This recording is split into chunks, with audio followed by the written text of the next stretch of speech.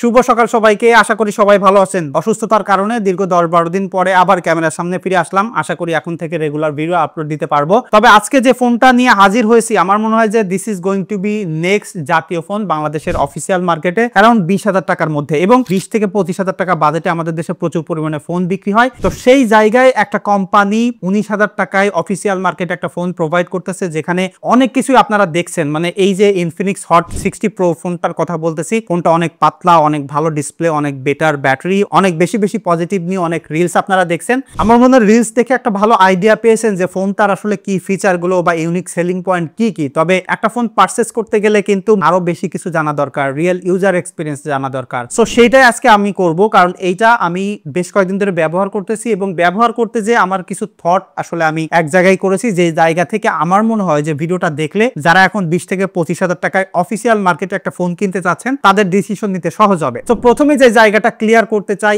এই Infinix hot 60 pro নিয়ে, সেটা হলো ভাই এটার যে চিপসেট, এখানে কিন্তু ব্যবহার করা হয়েছে হেলিও G200 প্রসেসর, যেটা হেলিও G99 হেলিও G100 এর সাকসেসর। জাস্ট এখানে জিপিইউটাকে একটু টুইকিং করা হয়েছে, যেখানে আগের 1.0 থেকে এখানে 1.1 গিগাহার্টজ পর্যন্ত ক্লক স্পিড যাইতে পারে জিপিইউর ক্ষেত্রে, আর অন্যান্য সবকিছু কিন্তু একই রকম আছে। তো এর সাথে ফোনটাতে আবার কিন্তু 8GB র্যাম এবং 128GB স্টোরেজ পেয়ার করছে। তো এখানে যে জিনিসটা সবাই কম বেশি বলবেন যে ভাই ফোনটার প্রসেসরটা ভালো না, অনেক বেশি স্লোয়ার প্রসেসর। তো এখন কিন্তু মোস্ট অফ দ্য কোম্পানি ভাই 4G প্রসেসর বানানো ছেড়ে দিচ্ছে, সবাই 5G তে শিফট হচ্ছে। সো যদি মিডিয়াটেকের হিসেব করা হয়, লাইন আপের দিক থেকে হিসেব করা হয়, তাহলে এই হেলিও G200 কিন্তু তাদের লাইন আপের সব থেকে লেটেস্ট প্রসেসর। তবে এই ফোনটা আমি যত ইনফো ডিভাইস চেকার যা দিয়ে দেখলাম, সব জায়গায় কিন্তু হেলিও G99 দেখাচ্ছে। মানে নামধাম আসলে পাল্টায়নি, তবে হ্যাঁ ওইটাকে রিব্র্যান্ড করে আবার মার্কেটে নিয়ে আসা হয়েছে। আমার মনে হয় সবাই কম বেশি জানেন। আপনি যদি অফিসিয়াল মার্কেটে ট্যাক্সের হিসেব করেন, অন্যান্য সবকিছু হিসাব নিকাশ করেন, সেখানে হেলিও G200 বাদে আপনি আসলে কি এক্সপেক্ট করেন? তবে যাদেরকে আসলে কনজিউমার হিসেবে টার্গেট করা হয়েছে এই ফোনটাকে নিয়ে, লাইক অফিসিয়াল মার্কেটে 19,000 টাকায় যারা একটা ফোন কিনবে তাদের এক্সপেকটেশন কি,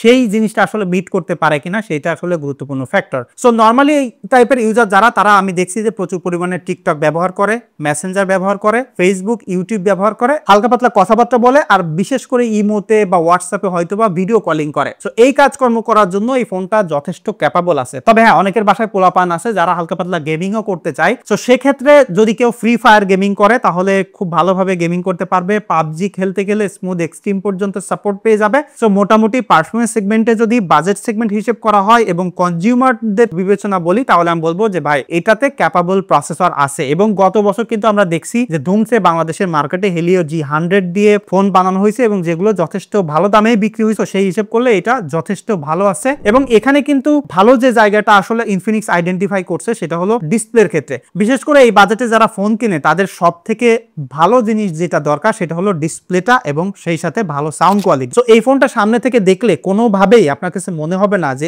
অফিসিয়াল মার্কেটে মাত্র 19,000 টাকার ফোন। এটা যে 6.6 ইঞ্চির একটা অ্যামোলেড ডিসপ্লে দেখতে পাচ্ছেন, এটা গরিলা গ্লাস 7 আইয়ের প্রোটেকশন ব্যবহার করছে, এবং জাস্ট লুক এট দ্য চিন বেজেল কত কম, এবং ক্যামেরা কাট আউটটাও ছোট আছে। ইভেন আন্ডার ডিসপ্লে ফিঙ্গারপ্রিন্ট রয়েছে, ফেস লকও কাজ করে, সিকিউরিটির দিক থেকে যথেষ্ট রিলায়েবল আছে। সবথেকে বড় যে ব্যাপারটা, মুভি দেখতে গেলে বা মিডিয়া এনজয় করতে গেলে অসাধারণ কালারফুল ডিসপ্লে, ব্রাইটনেসও খুবই সুন্দর। আমি এটা ব্যবহার করতে যে 2টা মুভি শেষ করছি, মুভি দেখতে যে জিনিসটা মনে হয়েছে যে ডিসপ্লেটা অসাধারণ, মানে ডিসপ্লে জায়গায় একটা পিক লেভেলে চলে গেছে স্মার্টফোনটা। তবে হ্যাঁ, সাউন্ড কোয়ালিটির দিক থেকে আরো একটু ইমপ্রুভ করা যাইতো, বিশেষ করে বেজ আর একটু বেটার করা যাইতে পারতো। তবে সাউন্ড লাউডনেস কম না। এই বাজেটে যারা ফোন কেনে হয়তো বা অত চুল ছেঁড়া সাউন্ডের জায়গায় আসলে তারা বিশ্লেষণ করবে না, তাদের লাউড সাউন্ড দরকার। সো এখানে স্টুডিও সাউন্ড আছে। এবং মজার ব্যাপার হলো এই ডিসপ্লেটাকে কিন্তু 144 হার্টজ রিফ্রেশ রেট দেওয়া হয়েছে, যেটা ইনফিনিক্স প্রচুর পরিমাণে মার্কেটিং করতেছে। তবে এইটাকে আমি গেমিংকেও বলবো না, আবার অনেক কাজেরও তা বলবো না। বিশেষ করে কিছু অ্যাপস যেমন ইনফিনিক্স এর যদি সেটিং এ যান, সেই ক্ষেত্রে 144 হার্টজ পর্যন্ত সার্টেইন টাইমে হয়তো বা হিট করতে পারে। তবে মোস্টলি আমি দেখছি যে আমরা যে অ্যাপসগুলো ব্যবহার করি সোশ্যাল মিডিয়া প্ল্যাটফর্ম, সেই জায়গায় 90 হার্টজ এবং 120 হার্টজ পর্যন্ত খুব ভালোভাবে সাপোর্ট দেয়। সো নর্মালি ব্যবহার করতে গেলে ফোনটা যথেষ্ট রেসপন্সিভ আছে। টোটালি যে ডিজাইনটা দেখতে পাচ্ছেন, সেটা খুবই স্লিম প্রোফাইলের একটা ফোন এবং খুব মিনিমালিস্টিক একটা ডিজাইন। তো এটা টোটালি কিন্তু প্লাস্টিক বিল্ডেড, ফ্রেমটা প্লাস্টিক, ব্যাকে প্লাস্টিক। তবে সামনে কিন্তু গরিলা গ্লাস 7 আইয়ের প্রোটেকশন দিয়েছে, এবং এখানে মোস্টলি যে জিনিসটা আছে কি, IP64 এর রেটিং ব্যবহার করছে। সো অনেক আগে আমি একটা কোম্পানির মার্কেটিং ম্যানেজারকে বলতেছিলাম যে ভাই, আপনাদের ফোনগুলো এত বেশি IP রেটিং নিয়ে কেন মার্কেটিং করেন? মানে দেশের মার্কেটে আপনারা পুরো এটাকে একটা গিমিকে পরিণত করছেন, তো কেন করছেন? তখন উনি আমাকে বললো যে দেখেন ভাই, আমরা যখন একটা ফোন মার্কেটে নিয়ে আসি, অনেক রিসার্চ এন্ড ডেভেলপমেন্ট করেই কিন্তু নিয়ে নিয়ে আসি। সো সেই জায়গায় আমরা দেখি যে কাস্টমার কেয়ারে যত ফোন আসে রিপেয়ার করার জন্য বা ওয়ারেন্টি ক্লেম করার জন্য, তার most of them are water damage. So সেই জায়গা থেকে লং টাইম ধরে ব্যবহার করতে গেলে এই ফোনটাতে ডিসপ্লে যে প্রোটেকশন এবং যে আইপি রেটিং আছে সেটা অবশ্যই আমি বলবো প্রমিজিং। তবে হ্যাঁ, এটা প্লাস্টিক বিল্ড না হয়ে যদি মেটালিক হইতো বা গ্লাসের হইতো তাহলে তো অবশ্যই বেটার হইতো। তবে আপনাকে অবশ্যই বাজেট সেগমেন্ট হিসেব করতে হবে, দেখতে হবে যে সেই বাজেটে অন্য কোম্পানি কি দিচ্ছে। তবে অবশ্যই আই হোপ যে নেক্সট সিরিজে ইনফিনিক্স যদি তাদের এই ফ্রেমটাকে মেটাল করতে পারে তাহলে ডিউরেবিলিটির দিক থেকে কিন্তু আরো লং টাইম ধরে ব্যবহার করতে গেলে আরো বেটার পারফরমেন্সের পাশাপাশি ফোনটাকে আসলে ব্যবহার করতে পারবো। তবে অবশ্যই ইনফিনিক্স যেটা করতেছে এই বক্সের সাথে একটা কভার প্রোভাইড করতেছে যেটা আপনি ব্যবহার করতে পারবেন। তবে হ্যাঁ, এই ফোনটা কিনলে আপনারা আলাদা করে প্রোটেক্টরও কিন্তু লাগাই নেবেন। এখন আমরা দেখতেছি অনেক স্লিম ফোনের একটা ট্রেন্ড আসতেছে। ডিজাইনের দিক থেকে যদি আমি বলি, ক্যামেরা বাম্পের ডিজাইনটা আমার কাছে ভালো লাগছে। তবে এখানে কিন্তু 3টা ক্যামেরা সেন্সর আপনারা দেখতে পাচ্ছেন। অ্যাকচুয়ালি কয়টা আছে ক্যামেরা সেগমেন্টে বলতেছি একটু পরেই। তাছাড়া ডান পাশে উপরে ভলিউম বাটন, পাওয়ার বাটন, তার সাথে একটা ডেডিকেটেড এআই বাটন রয়েছে যেটাকে ক্লিক করে ধরলে আপনারা এআই অ্যাসিস্ট্যান্ট পেয়ে যাবেন। আবার আরেকটা জিনিস এখানে ভালো করছে যে ডাবল ক্লিক করলে এটাকে কাস্টমাইজ করা যায়। তো আমি ডাবল ক্লিকের ক্ষেত্রে ক্যামেরা ওপেন করে রাখছি। তো এইটা আমার কাছে খুবই ইসেনশিয়াল একটা ব্যাপার লাগছে। তাছাড়া একদম বটমে কিন্তু এখানে 3.5mm এর একটা হেডফোন জ্যাক পাচ্ছেন আর টাইপ সি পোর্ট দেখতে পাচ্ছেন, যেটা দিয়ে আপনারা 45 ওয়াট পর্যন্ত ফাস্ট চার্জ করতে পারবেন। এবং মজার ব্যাপার হলো এটার সাথে কিন্তু আপনারা চার্জার, অ্যাডাপ্টার সহ সব পেয়ে যাচ্ছেন। সো এক্সট্রা করে কোনো অ্যাক্সেসরিজ কেনার আর হ্যাসেল থাকছে না। আর বাম পাশে এখানে একটা সিম স্লট দেখতে পাচ্ছেন। এটার মধ্যে 2টা সিম এবং একটা মাইক্রো এসডি কার্ড আপনারা একসাথে লাগাই ফেলতে পারবেন। যাদের জন্য 128 জিবি স্টোরেজ ইনাফ না, তারা কিন্তু এখানে মাইক্রো এসডি কার্ড ব্যবহার করতে পারবেন। সো ডেফিনেটলি ইনফিনিক্স এই পোর্টস এন্ড বাটনের জায়গায় কোনো প্রকার কম্প্রোমাইজ করেনি। এবং এই ফোনটার যদি ক্যামেরা সেগমেন্টে আসি, দেখেন এই বাজেটে ফোন কিনলে ক্যামেরা এক্সপেকটেশন অত থাকে না। তবে বাসায় 2-1 কিন্তু থাকে যারা আসলে অনেক বেশি বোঝে এবং তারা যা বোঝে সেই অনুযায়ী তাদের কাছে গিয়ার থাকে না, বাট যেটা থাকে ওইটার ফুল পোটেনশিয়ালিটি তারা ব্যবহার করতে চায়। তো সেই ক্ষেত্রে ইনফিনিক্স এর যে 50 মেগাপিক্সেলের মেইন সেন্সরটা আছে সেটা ইনফিনিক্স তাদের যে অ্যাপসটা প্রোভাইড করছে পোটেনশিয়ালিটি খুব ভালোভাবে ব্যবহার করতে পারবেন। বিশেষ করে সব ধরনের ক্যামেরা ফিচারের পাশাপাশি ক্যামেরা অ্যাপসটা খুবই রেসপন্সিভ আছে। ইভেন দেখেন এখানে পোর্ট্রেট তুলতে গেলে 2x পর্যন্ত ডিজিটালি জুম করে পোর্ট্রেট তোলা যায়। আর যে সেলফি ক্যামেরা আছে সেটা দিয়েও খুব ভালো সেলফির পাশাপাশি ভিডিও কলিং এর এক্সপিরিয়েন্স পাবেন ভালো।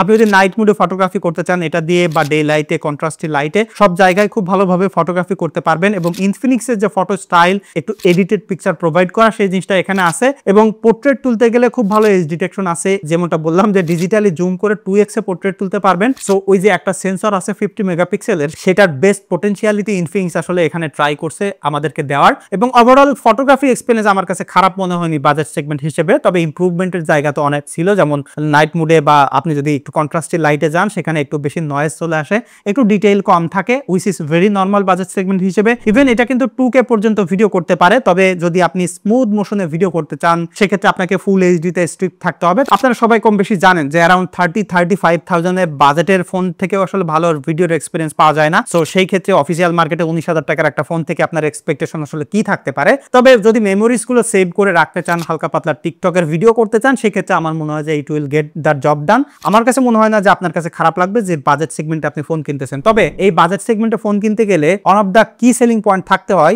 Battery backup. বিশেষ করে এখানে 5160 মিলিঅ্যাম্পের একটা ব্যাটারি তারা প্রোভাইড করছে এবং এখানে কিন্তু 45 ওয়াট পর্যন্ত ফাস্ট চার্জ করতে পারবেন, আবার রিভার্স চার্জও আছে, অন্য ফোনে চার্জ করতে পারবেন। তাছাড়া এখানে বাইপাস চার্জও সাপোর্ট করে। বিশেষ করে হেভি ইউজ করে মুভি টুভি দেখে মোবাইল ডাটা অন করে রেখে এটা 7 থেকে 8 ঘন্টা করে স্ক্রিন অন টাইম পেয়েছি। তো আমার মনে হয় যে ব্যবহার করতে গেলে you will get more than that. So battery backup নিয়ে আপনাকে চিন্তা করতে হবে না। এবং এখন একটা জিনিস খেয়াল করে দেখবেন যে most of the phone battery ব্যাকআপের জায়গা আসলে ম্যাচিউর হয়েছে। ফাইনালি যদি বলি যে 19,000 টাকায় অফিসিয়াল মার্কেটে একটা ফোন, এটা আসলে আর কি ইমপ্রুভমেন্ট করার জায়গা ছিল, তাহলে আমি বলবো যে ইনফিনিক্স এর তাদের সফটওয়্যার সাপোর্টের জায়গায় আর একটু বেশি যত্নশীল হওয়া দরকার। বিশেষ করে মেজর ওএস আপগ্রেডের পাশাপাশি সিকিউরিটি আপগ্রেডটা দেওয়া, তাহলে লং টাইম ধরে ফোন ব্যবহার করতে গেলে সিকিউর থাকা আর একটু রিলায়েবল থাকার জরুরি আছে। বিশেষ করে এই বাজারে যখন আমরা ফোন কিনি তখন কিন্তু আমরা সবাই একটা কথা খুব অনায়াসে বলে ফেলি যে 1-2 বছর পরে ফোনটা স্লো হয়ে যাবে। তো সেই জায়গায় আসলে যদি ইনফিনিক্স কাজ করতে পারে তাহলে আমি মনে করি যে ইনফিনিক্স মার্কেটে খুব ভালোভাবে রাজত্ব করবে। অলরেডি তারা যা করতেছে, এবং আমার মনে হয় যে